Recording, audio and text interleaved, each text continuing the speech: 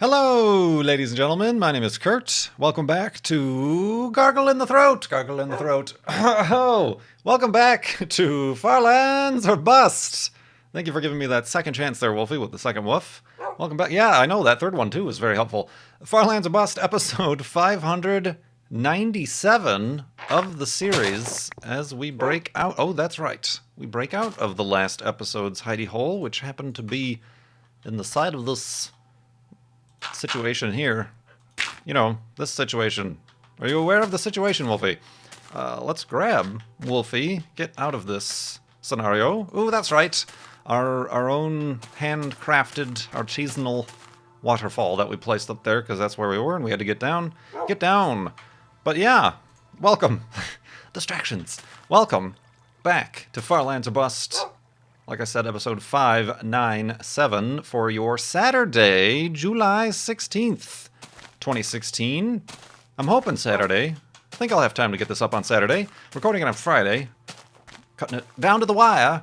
But I'm actually a little bit, well, maybe not surprised, but I noticed how, like, the Sunday I had been uploading once a week. Maybe just because there were once a week episodes, but Sunday episodes tended to get some halfway decent views.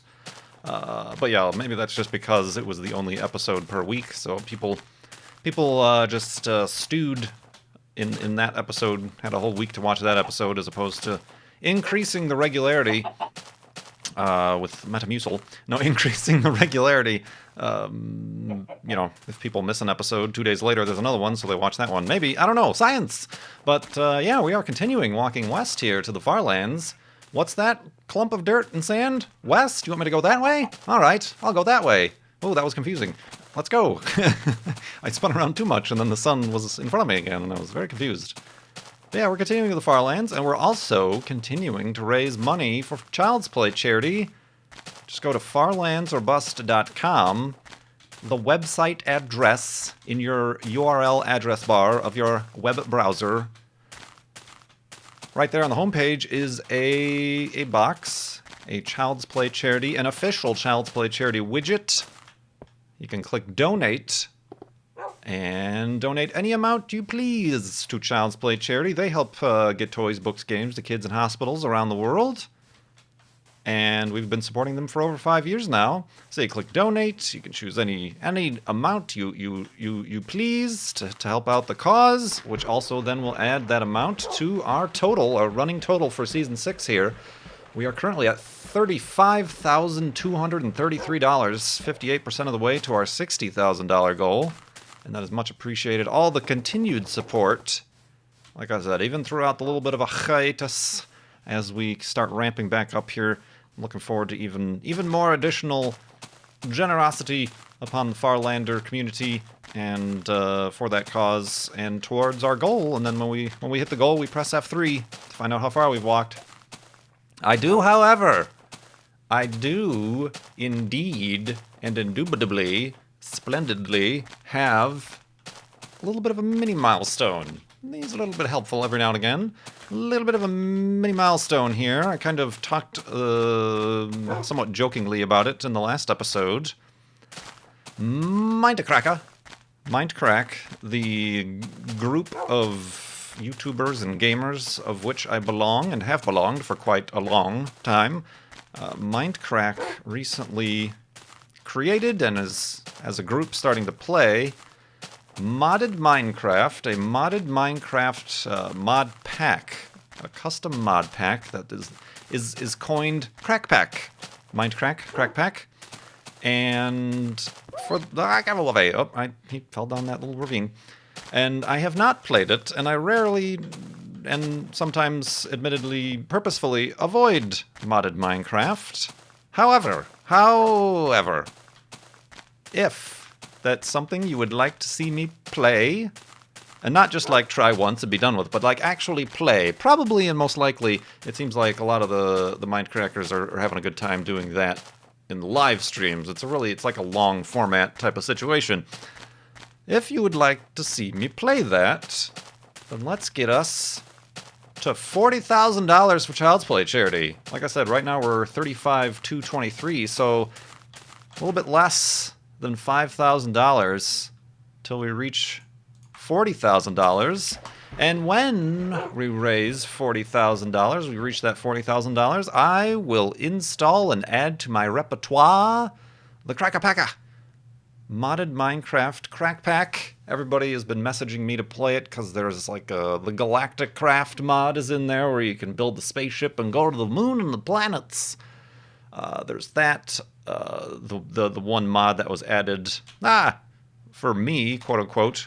All the mods are you know, sort of arranged and added to that pack to have some sort of similarity with a member of Minecraft. And one of mine that they added for me was the Better Wolves. Apparently there's a Better Wolves mod that makes the wolves better, I guess. I don't know. I haven't looked into that or any of these, really. And like I mentioned in the last episode, when they were putting the pack together, they asked what we would like, and I'm like, I talk constantly about erosion in Minecraft, and there is an erosion mod that, with flowing water, causes the slow decay of the terrain underneath it. But unfortunately, that one did not make the cut, because it was feared it would cause terrain problems. I think it would be interesting, right? Wouldn't it be interesting? Oh well, but it's too late for that. But yeah, so I figure let's have a little bit of a incentive there, if you'd like to see me play the CrackPack, and maybe, you know, I'm interested because it is getting quite a bunch of careful Wolfie. Like I said, activity. A lot of people are playing it on stream. Good almost every night has been streaming, playing on CrackPack. Most recently, CoStar has made his unexpected return to Minecraft through the CrackPack. He's been playing on his stream sometime. But also like Aurelian and Chad, and I know Doc, and of course Nebris has already beaten the game because he's Nebris. Avidia, even though he's really not making videos anymore, Avidia has been playing on there, so there's a lot of activity. At one point I was watching some streams and there were 12 people on the server. A lot of activity, so reach that $40,000 goal, mini goal, kind of mid goal here for Child's Play charity for Firelines Bust, and I will throw my hat into that ring and start playing that video game, modded Minecraft. And I've got no time deadline on this goal, other than the fact that right now it's just been released and everybody's excited and there's 12 people online playing simultaneously. The longer it takes to get to that $40,000 goal, the more and more people might lose interest and start playing other things and stop playing CrackPack, meaning it'll be less and less interesting for me to join and less chance for me to do collaborative co-op content, live streams playing of CrackPack with other Minecraft friends. So that, my friends, is the challenge I set forth to you. 40K for CrackPack. And of course, more importantly, you're helping Child's Play charity get toys, books, games to kids in hospitals around the world. So, a great thing all around. And look forward to hearing your responses to that. Hopefully people are excited about that. It's interesting. I'm interested. Kind of get over my initial fears of modded Minecraft and my initial reservations about the grindiness. Find my own way to avoid or deal with the grindiness of such things. But yeah, we'll see. We'll see what you guys think. Indeed. So yeah, something else, a little bit of a follow-up. A couple episodes ago I mentioned the CSGO skin betting trade YouTuber fiasco thing. Valve, I kind of concluded that thought with like how Valve is very complicit and, if not dependent on these third-party markets of betting and placing value on these digital skins and stuff like that, because you have to buy, you know, in order to get the skins in the game, you have to pay money to Valve to buy these little bonus packets that randomly give you, you know, it's basically a roulette wheel or whatever that like certain skins and guns or whatever, knives spin by, and wherever wherever she stops, nobody knows, and that's what you get. So then you're able to take that item from your inventory and go bet it on these third-party sites. So I would say certainly Valve financially benefits from the market that has been derived from it, and if anything, Valve intended for that to happen.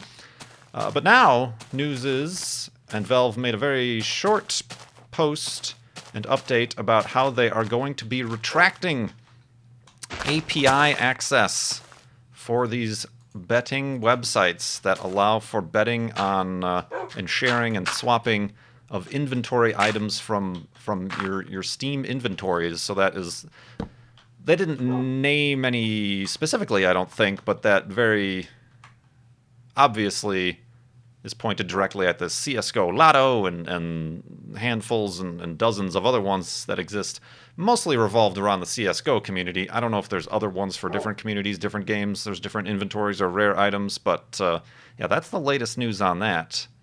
So let's sleep on that and continue in the morning.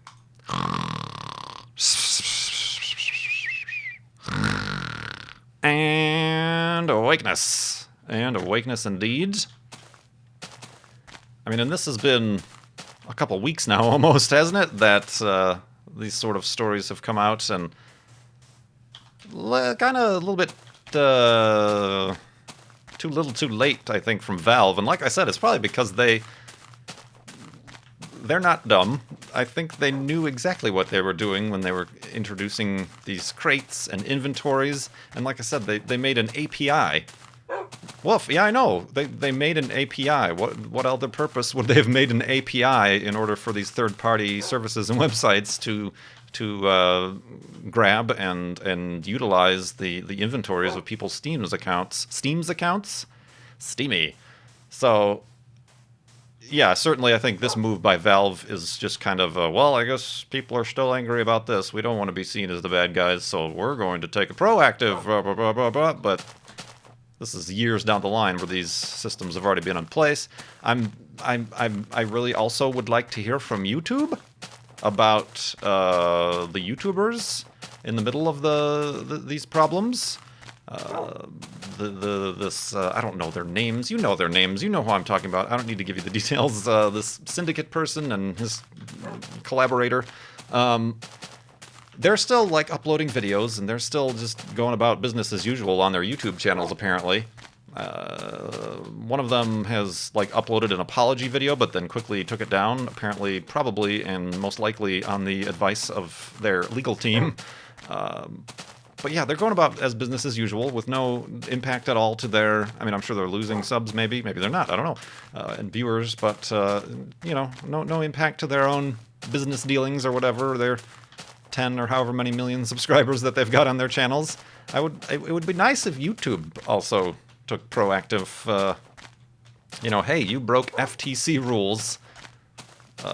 This is basically insider trading type of a situation with, you know, it's a scam. See, it's a cover up. This whole operation is out of order.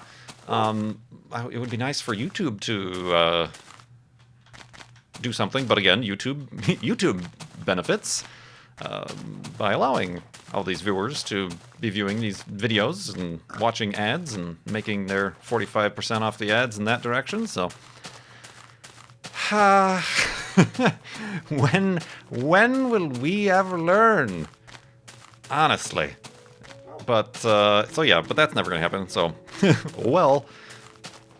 And there's been other stuff in the news recently where Warner Brothers, a couple of years ago, there was a pretty much sponsored. It was basically, we pay these top YouTubers, one of which being PewDiePie, but there's a bunch of others. But it's hard to ignore the impact when PewDiePie is on the list. Pay these YouTubers to review, but only say positive things about this vid game, but then hide the fact that it was a sponsored post and hide the fact that it was a requirement that they only say positive things. So I think it was like the FTC or somebody. Careful, instead of going after the broadcasters, the network who set this up, or the broadcasters who were complicit in it. They went after the advertiser, Warner Brothers, for penning the deal. The FTC, I don't know how much, a couple $1 million of a fee, which, again, at that point, it might have still been more profitable for them to have broken the law and made the profits via the false reviews and pay the fine versus not having broken the law in the first place and having a poor release on a video game. So, conspiracy theories and this crazy corporate marketplace upon which we live. Look at this tall sugarcane reeds over here. Well, maybe it just appears tall because I'm sitting in a boat. Perspective, everybody. Let's have perspective. Speaking of perspective, enough of that bad news bears stuff. Let's answer some questions from people who have donated. Fine Farlanders from far and wide who have donated to Child's Play charity at farlandserbust.com have asked questions in the comment box of their donations, and I have added them to the list, and I'm ready to answer them as soon as I chop down this very symmetrical looking tree. Hopefully this axe breaks so that I can free up the inventory space. Nope, it is not going to. I was asking too much. So yeah, an anonymous donor most recently asked, do you feel any different now that you've been verified on Twitter? Bum, bum, bum. That's right, ladies and gentlemen. I got a little blue check mark. I feel like validated, like I exist. Like everything I've been working towards has finally been achieved. No, I don't, whatever. I mean, I care. For those of you who don't know, on Twitter, there are verified accounts. You get a little blue check mark. It basically states that this is an official Twitter account for this person, this person or personality. This is that person and not some, joke or false or fan account or anything like that. So yeah, I got verified. That was actually, I'm not sure how it happens. All I know is that in one of the Mind a Cracka meetings, it was said that a contact was made, a contact of a contact had a contact at Twitter who could do this for certain folks in the group. It was either we had to change our Twitter names to our actual names, which isn't going to happen, obviously, or post or put our avatar as our real faces, a picture of our faces. So that's why, if you follow me on Twitter, I switched from the cartoon to a portrait of me. But also, you've probably noticed that Good and similar folks have done the same. But I was the first one and only one so far to get the verified thing, and it was based for me. It was based on the merit of the Guinness World Records thing. Apparently, I guess that it wasn't just a fancy little certificate that you get. You get verified on Twitter too for that. So everybody get out and get your Guinness World Records in, so you can get verified on Twitter. But yeah, it's otherwise it's very superficial, and it allows for some additional convenient options in the Twitter apps, filtering of mentions and things, so they're not like mine tend to be over flooded with, I liked this video on YouTube by Kurt J. Mac. I liked this video, every time, which is fine. I don't mind that you guys do that. That's great that it's shared or whatever. But, every time that happens, that's ends up in my mentions feed. So being able to filter stuff like that or filter out all the likes and follows and things just to see mentions are nice. Honestly, things that I think should be available to all users on Twitter, but for whatever reason, they hold them back for these verified accounts. So yeah, that's different. It's interesting, but nothing has changed. It's not changed the way I exist on the internet or on the Twitters. So, but yeah, that was a little pleasant surprise. They don't give you any warning. You just get an email afterwards and say, "Oh, you're now verified on Twitter," and you get followed by the official verified account's Twitter account, and yeah. Otherwise, yeah, I'm not sure, and it is a very mysterious thing that people still don't understand, and I still don't understand how people get verified. What the there's no like specific requirements like have this many followers or do this or that or the other. Like mine was like, oh, just because you're in the Guinness World Records, we can do that for you. That makes, I don't know I don't know why that's a requirement, but anyway. But yeah, that was a little neat, a little bit of a different thing there. Thank you for noticing. I didn't really like announce it or anything. Like I said, I don't hold too much value in it, but A Cup 48 asks, or says, this isn't even a question. There's no question mark. It's a statement. It would be so awesome if you could invite us all for a stargazing night once in a while, in a vlog format, of course. I've thought of that, but the problem with, say, doing a vlog stargazing is that it's a very dark situation to be in, and cameras, specifically consumer quasi-affordable cameras like I have, don't do too well in the dark situations, and I'm not going to like studio light up a stargazing event, because that kind of goes against the point.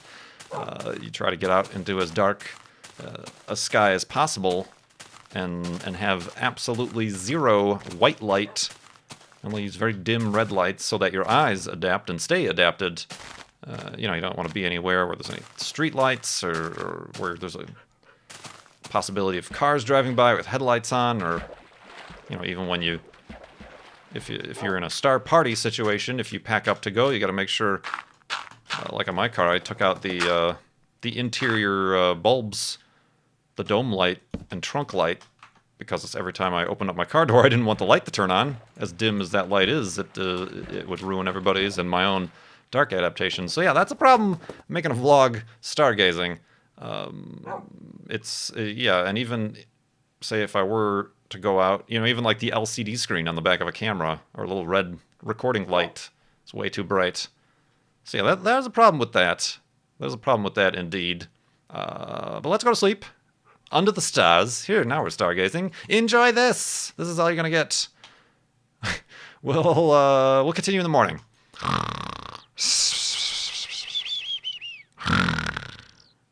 And stargazingness. Woof. You're doing alright. It sounded like you took some damage, but his tail's doing alright there. I have thought alternately of doing like a live stream thing. I don't know if it's allowed. I would hope it would be allowed.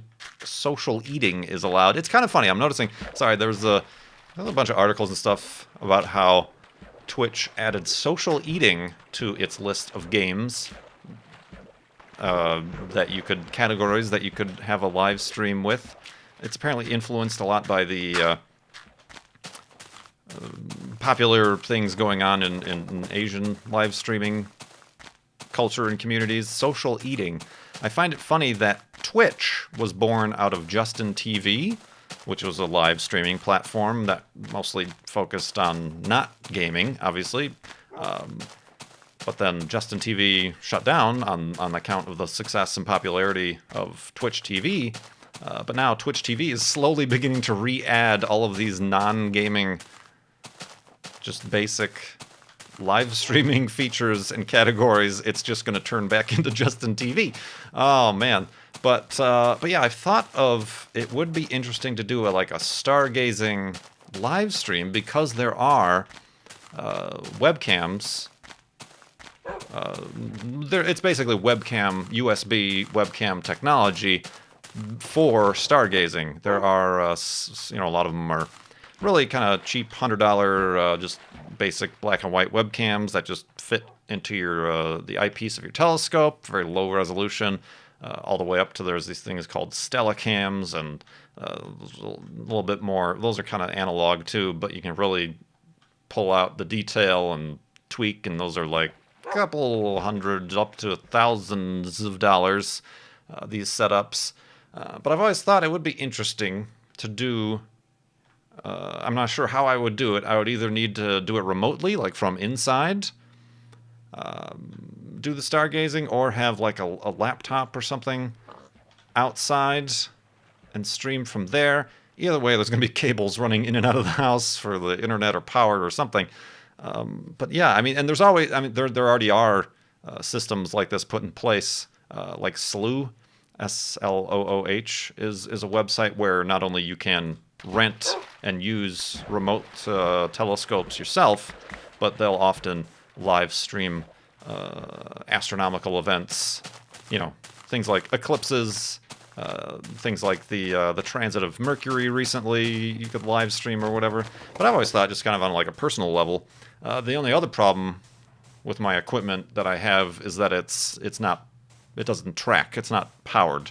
The best way to do video or even imaging, any sort of imaging in astronomy, is to have a tracking mount. I just have a up, down, left, right mount. So depending on the magnification, every few minutes I have to manually adjust to keep Jupiter or Saturn or whatever I'm looking at in the frame, as opposed to a computerized mount or tracking telescope. You just set it and then it tracks the movement, because the Earth's rotating, obviously, of the object through the sky, which is another $400, $500, $600, $700 for a decent either go-to tracking mount or just a motorized equatorial mount that I'm not really prepared to spend at this juncture. So yeah, I mean, I've thought about that stuff and how interesting it would be, but maybe when I get more settled, maybe when things are less, when the dust is not in the air, it'll be something I can look into as a potential kind of something a little bit different. But yeah, I'm not sure if or what or how I could do that on Twitch. Not that I have to do it on Twitch, but Twitch is where I exist and where I have viewership and where you guys would want to know how to find me and where to watch it. So I don't know. Well, think about it. I mean, that's possible. It could be, I don't know. You might have to wait a couple of years even. You know, just because I've had this plan for a long time doesn't mean it's going to come true ever. So yeah, but yeah, thank you for that question. Certainly something I've thought about. Wolfie's thought about it too. This one from Mary Catherine asks, what happened to all my boats? Didn't I just make 3 boats? I guess I used them all. What is the most dramatic change to your appearance you have made at one time? You guys have probably witnessed it. That would be the Jason Statham initiative. I did a buzz cut for the charity marathon. No, well, no, it wasn't a marathon. That was another mini goal for Farlands of Bus charity. That was probably the most dramatic.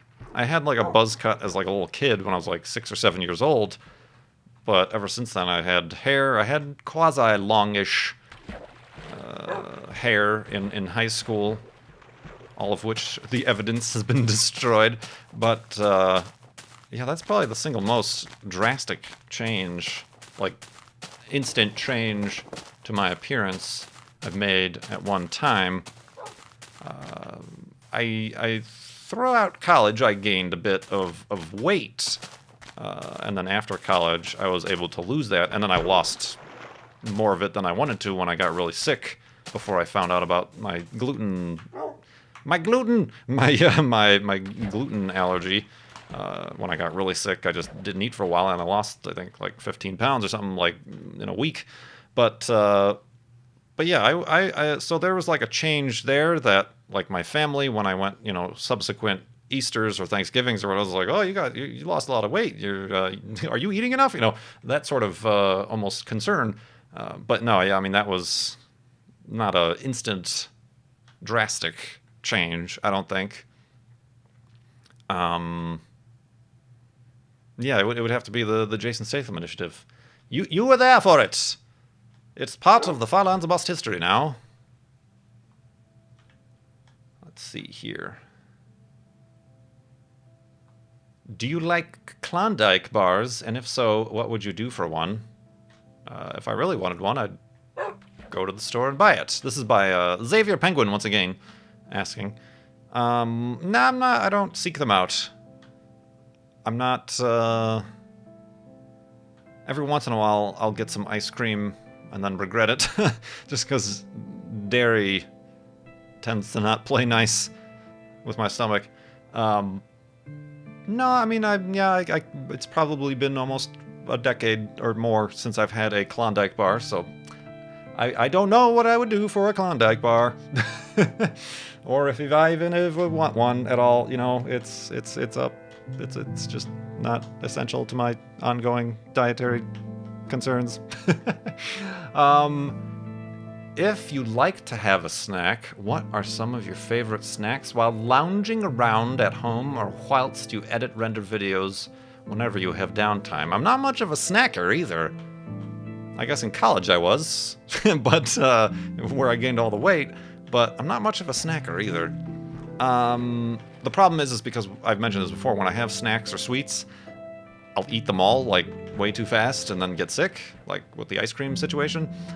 So I've learned to not indulge myself and not grab a bag of whatever at the store, chocolates or any sort of snacky type situation, just because I know I'm gonna eat it even though I'm not hungry, or even, you know, it's just an activity to do. On like airplanes and stuff, I get mixed roasted mixed nuts. Ooh. Oh God, Judas! Oh, that my heart can't. I'm just imagining what that would look like from the surface. Just a dude walking along, and then whoop, he's gone. He's gone. Oh man. Well, I think we found our hidey hole. I don't think it's time for that yet. Oh, I don't even have any dirt. I gotta dig my way out of here. Oh man. God, that was terrifying. Actually, you know what? I think we did find our hidey hole. Good Lord, Wolfie. Good googly moogly. Oh man. Because the sun is going down. I think this has to be our hidey hole. This hidey hole volunteered itself. Oh my goodness. Ha! What the heck, man? I feel like... Is there some sand down here? Yeah, I've got some time to be silly, so let's be silly. Oh, but I don't have enough. Dang it. I was gonna make glass and put a skylight to commemorate my near heart attack here. Oh, of course there's a cave. Why wouldn't there be a cave? Alright, let's just light this up so nothing wakes us up in the night. How much? Okay, that's enough for a furnace. Alright, I'm gonna quickly try to do this. Oh man. I need a Klondike bar after that situation. You know what? Let's just do that instead of wasting coal. Whew, boy. That was some scary stuff. Alright, are we doing alright out here, Wolfie? We doing alright? Woof, he's doing alright. Let's do that. Wolfie's alright. The moon is rising, the sun is set. Ha! Let's, dang it, how do I... Humana. There we go. We're gonna secure this coincidental hidey hole. And, yeah, snacks? Yeah, not much of a snack. I mean, if I do mix peanuts or something, like if I'm on a hike, gluten-free granola bars of any sort of description. If every once in a while, popcorn, kettle corn is my popcorn of choice. Mixed, no, I mean, if there's chips and salsa or a snack item, corn, tortilla chips, obviously, gluten-free. and Fritos. Fritos are dangerous. Try to keep Fritos away from me. Those are also gluten-free. So yeah, those are the snacking choices of Kurt J. Mack. And yeah, whew, interesting indeed. I feel like this place is a little bit dark, so let's illuminate it a bit. How am I going to sleep with all this light? But yeah, that was crazy. Thank you everybody for watching episode 597 of Farlands or Bust here. Remember, farlandsorbust.com, donate to Child's Play charity, get us to $40,000, and I will play and participate in the current hype machine that is the CrackPack Mod Pack. And you'll also be helping get toys, books, games to kids in hospitals around the world. My feet are going to be cold. There's snow in my room. But yeah, thank you so much for watching. I hope everybody has a good weekend. And I will see you next week. My name is Kurt. Thanks so much for watching. I will see you next time.